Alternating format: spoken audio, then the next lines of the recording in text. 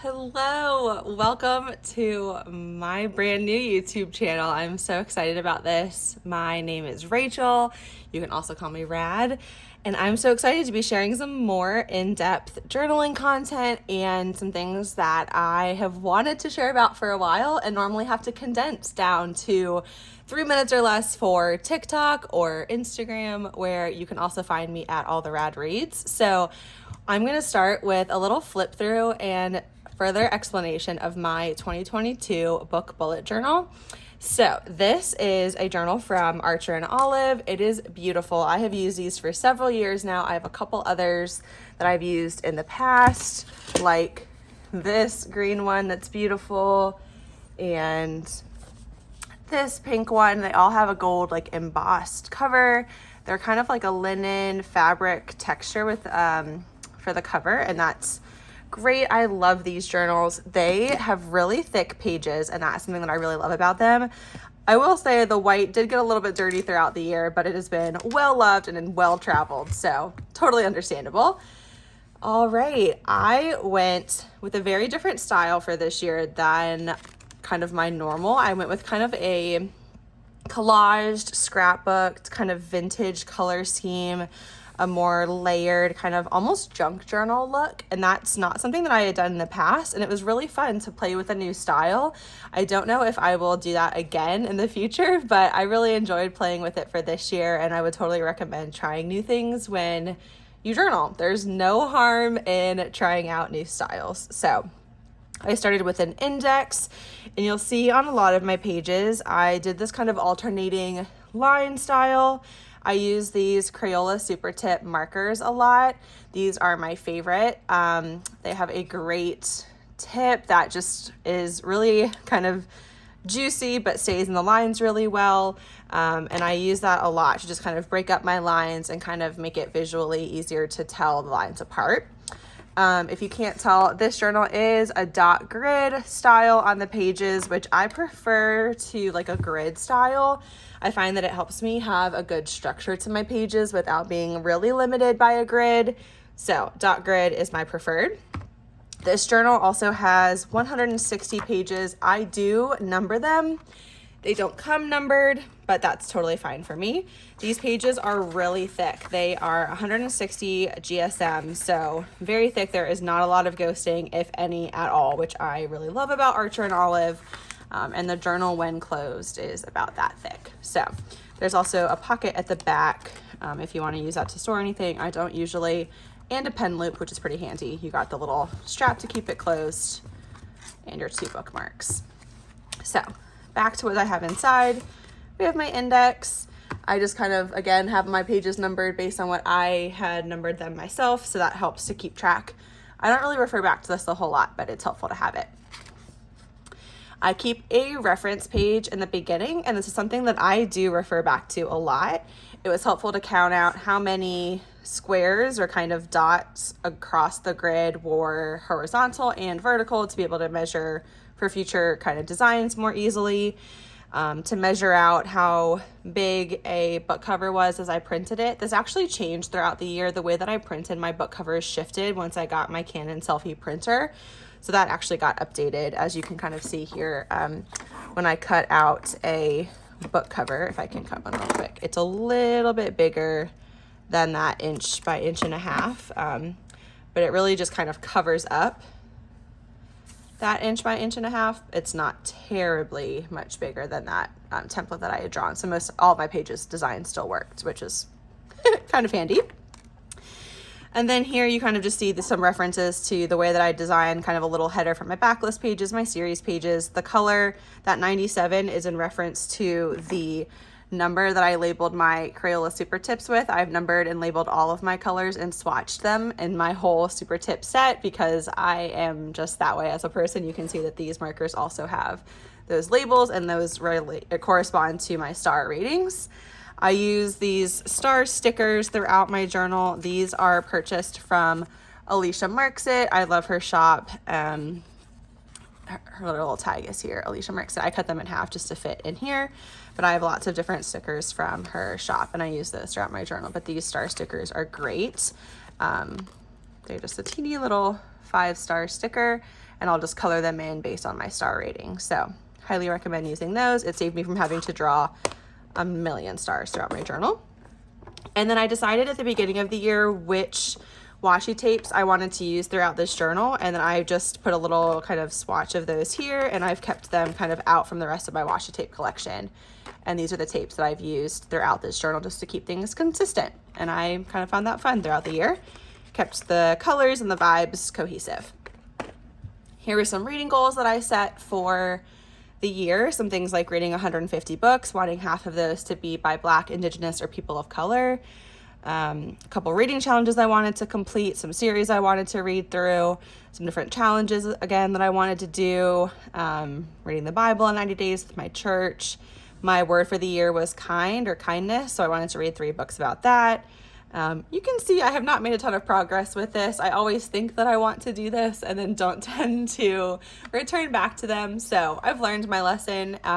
This is only my second year really doing a pretty cohesive and like thorough bullet journal like this for my reading. So I've learned a lot, and I will continue to kind of evolve and make updates in my book bullet journals as I go. This is my yearly statistics page. I liked this layout. I had books, pages, the books that I owned, library books, books by BIPOC authors, and rereads that I would track for every month, and then I'll total them all up at the end. The only thing that I would probably change is making sure I had enough room to write out my pages horizontally. I had to flip those numbers vertically since they were always in the thousands. My monthly ratings, I just colored in the boxes. This is my 1-star color, my 2-star, 3-star, 4-star, and 5-star color. I don't really love the way that this looks, but it worked. I just had to write on it with white gel pen, and I just used this Jelly Roll pen in the 10. It was a little bit thicker than the other ones. This spread totally did not work for me. It was very hard to keep track of after about the first month. The idea here was that I would track books by genre and by rating within this chart. It failed, so I will not be doing this again next year. Lesson learned. Here is a spread of 5-star favorites. It does continue on to the next page, and you can kind of see when I paste the books and it just covers up those little brackets that I had drawn, which I actually really like the way it looks without being able to see those. And again, I just print these out on my Canon Selfie printer, which looks like this. Teeny tiny. I really love this printer a lot. I will have a link to my Amazon storefront where all of my favorite journaling supplies are. If you're curious about any of the things that I've mentioned in this video, I'll link that in the show notes in the description. But I just print these little book covers out here. I just download them from Google Images and print them in. And I really love being able to see all of the books that were my favorites that I read this year. And I'll fill this page out as I go. That's just a note that I need to print one for that page. Halfway through the year, I created a list of my top 10 and kind of just stacked them up here. And I'll do the same for my yearly top 10 once the year is complete. Here is a list of my 1-star reads with a little better not pitch perfect quote, of course. I've actually only read one 1-star book this year, but I made room for 27 if I needed it. And this is just days that I finished a book. I thought it would be fun to kind of track that throughout the year, and the days with a dot on them are Fridays and Saturdays, which is my weekend. And I just like to be able to know. I'm a huge data nerd, as you'll see throughout this journal. I really enjoy kind of tracking different statistics and information. And it was fun to see if I finished books most often on weekends or not. And it looks pretty often like I did. So this is just a really simple way to see your whole year at once and see what days I finished a book. And I just used my Goodreads app to find those dates and color them in at the end of each month. This is a list I started of the books that I pre-ordered. I didn't really keep up with this. I definitely pre-ordered more books than are on this list, and I probably won't track that again. I kind of like being surprised by books that I pre-order if I find that they just show up on my doorstep and I forgot that I pre-ordered them, so I probably won't keep a written list of that. This was a random list of 22 books that I wanted to read in 2022. I've just kind of made a list every year of a number that matches what the year is. Again, I kind of think that these will be inspiring to me and every year, and they never really end up being very motivating, so I likely won't do that again. This page is my book goal spread. I really wish I hadn't put this in the dead center because I don't like how jumbled this looks around it. But the idea is cool, and I did it again. I did the same idea last year, and I really like just coloring in a square based on the color of the star rating. Again, you'll see these 5 colors used for the star ratings consistently throughout this whole journal. I kind of just put a little like bracket underneath when the month ends and a little label when the new month starts. So January went until that bracket, February starts here until that bracket, etc. And a little sticker to like stop when I got to 150, but I'll add my extra books that I read over here. That was pasted in because I had to white out and I didn't want this to smudge. These are the books that I read by BIPOC authors. I liked keeping a track. I have not gotten to my goal of 75. It did carry over onto another spread. Throughout my journal, I do kind of leave some spaces blank or some pages blank to be able to have room if I needed it, because I knew I wasn't going to use all 160 pages of this journal. So I wanted to kind of just leave some space where I thought I might need it or think of an idea later on throughout the year. And this is one of those pages, but this is just a really simple list, and I keep a track of the stars on the side. This was supposed to be actually a list of all the books that I was gifted from publishers, and as you can tell, it totally failed. I never wrote them down. I really wish I had. I don't know if I'll do this again next year. It clearly doesn't work for the way that my brain operates, but great in theory. This is my Book of the Month spread. I partner with Book of the Month on TikTok, so it was great to be able to see what all 5 books were offered each month and then track which ones I was reading. I also later have a Book of the Month challenge, which they do in their app, but I find that since I get sent most of their books every month, they don't all register within the app that I've received them all, so I wanted to physically track the Book of the Month challenge since the app doesn't always register the same way. So for me, it did matter that I knew I finished this challenge of reading 12 Book of the Month books, 5 from different genres, 3 debuts, and then I just have a little tracker of the months that I've partnered with them and the months I got my own box. And here, again, it's just a list of all the books that they had in their boxes every month. I need to finish updating it and tracking my ratings once I read them. Every year I do a simple alphabet reading challenge, which is simply to read a book that starts with each letter of the alphabet, or for some of the harder letters, just includes it. So that's that simple challenge. I don't remember who originated this. It might not really be attributed to a certain creator, but if there is one, let me know. This is my RAD reading challenge. I do update this challenge every year, and I will put that on my website, and I'll link that again in the description. There are usually 9 prompts. I still need to finish mine, and then I do need to get better about actually posting recommendations for each prompt as well. I kind of fell off the wagon with doing that. This year I did partner with my local library, and a local librarian, also shared book recommendations from a YA perspective for each month. So that was great. I just didn't keep up with really sharing them, but I did want to post recommendations on Bookstagram and Book Talk each month. So I will probably keep this spread again for next year with the new challenge prompts and make sure that I share recommendations more readily.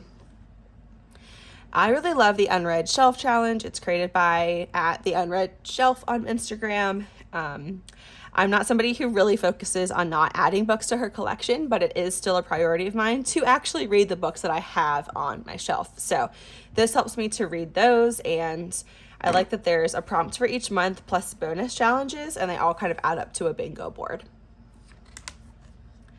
These were some fun new ideas that I had this year, and I also really like the kind of collage designs that I came up with.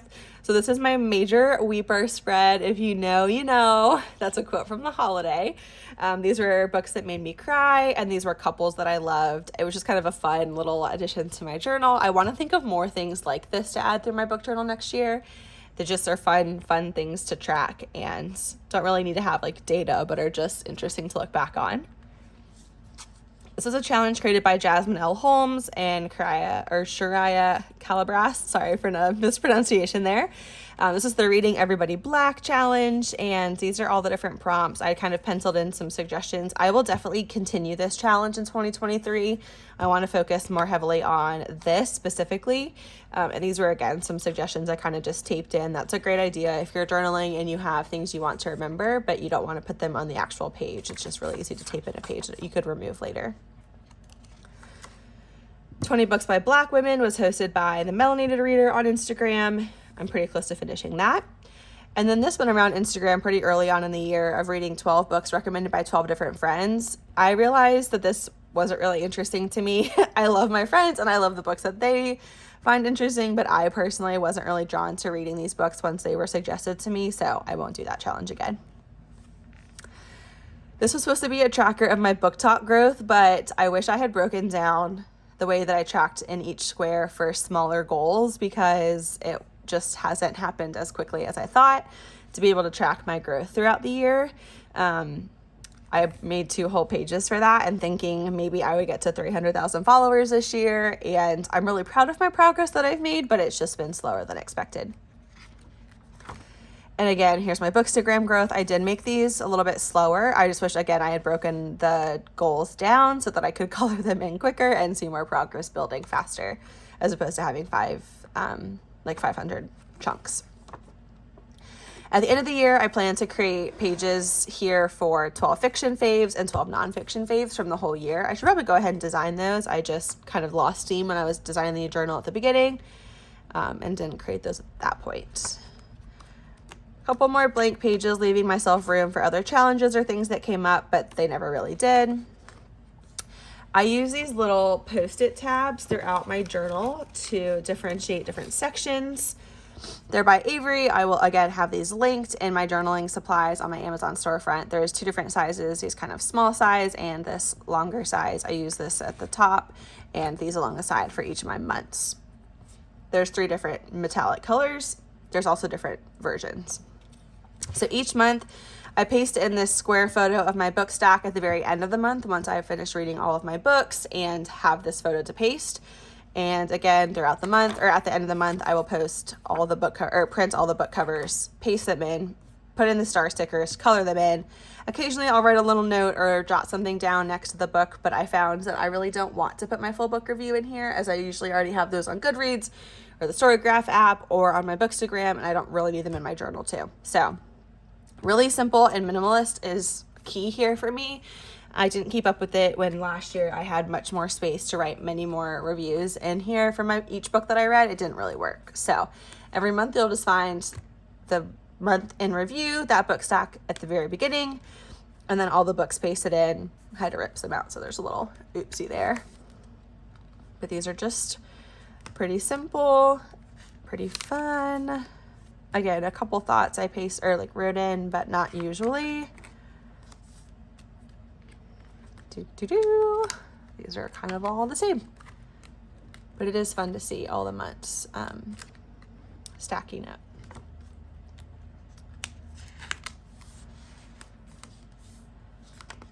All right, so there's some space here to add more. This is definitely where I have all the extra pages that I didn't use. I could think of more things to add. I don't have any more ideas, so these will probably just stay blank, and that's fine. I do not need to fill every single page, and I'm okay with that.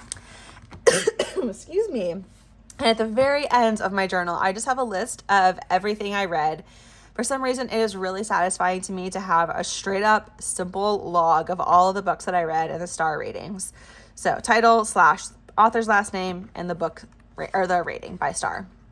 So I just write all these out. I really like this list. It's fun. I just put a little line of that washi tape once I hit 150. And there you have it. That is my entire 2022 book bullet journal. I would love to hear if you have any questions or thoughts, any ideas that you have, or suggestions for my 2023 journal. I'm so excited to get started. I am making a pretty big change when it comes to my 2023 journal, and I'm so excited to start designing it.